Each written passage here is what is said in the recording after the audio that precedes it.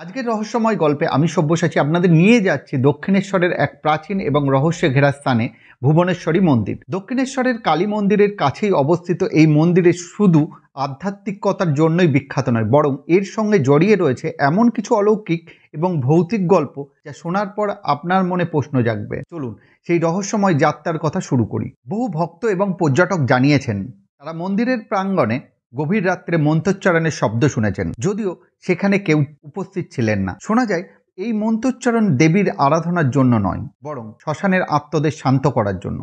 একজন সাধক জানিয়েছিলেন একবার তিনি মন্দিরের পিছনে ধ্যানমগ্ন ছিলেন। তখন তিনি অনুভব করেন কেউ তার চারপাশে ঘুরে বেড়াচ্ছে। তবে ধ্যান ভাঙার পরে তিনি কাউকে দেখতে পাননি, কিন্তু সেই রাত থেকে তিনি গভীর অসুস্থতায় ভুগতে থাকেন। ভুবনেশ্বরী মন্দিরের সবচেয়ে বড় বিশেষত্ব হলো এর অবস্থান। মন্দিরটি এমন জায়গায় স্থাপন করা হয়েছে যেখানে শ্মশানের শক্তি এবং দেবীর শক্তির সংমিশ্রণ ঘটে। অনেকের বিশ্বাস এই মন্দিরে পুজো দিলে জীবনের বাধা বিপত্তি দূর হয়, কিন্তু অশুদ্ধ মানসিকতায় নিয়ে কেউ এখানে প্রবেশ করলে তার জীবনে অমঙ্গল ঘটে। এই মন্দিরের অলৌকিক ঘটনা কি বাস্তব নাকি শুধুই কল্পনা? রহস্য এবং বিশ্বাসের এই দোলাচলে আপনার অবস্থান কি? যদি আপনি কখনো দক্ষিণেশ্বরে যান, তবে এই মন্দিরের অভিজ্ঞতা নেওয়ার কথা ভুলবেন না। রহস্যের গল্প এখানেই শেষ নয়। নতুন রহস্য আর ভৌতিক গল্প নিয়ে আবার হাজির হব। ততদিন অপেক্ষা করুন আর ভাবুন, রহস্য কি সত্যি নাকি শুধুই কিংবদন্তি।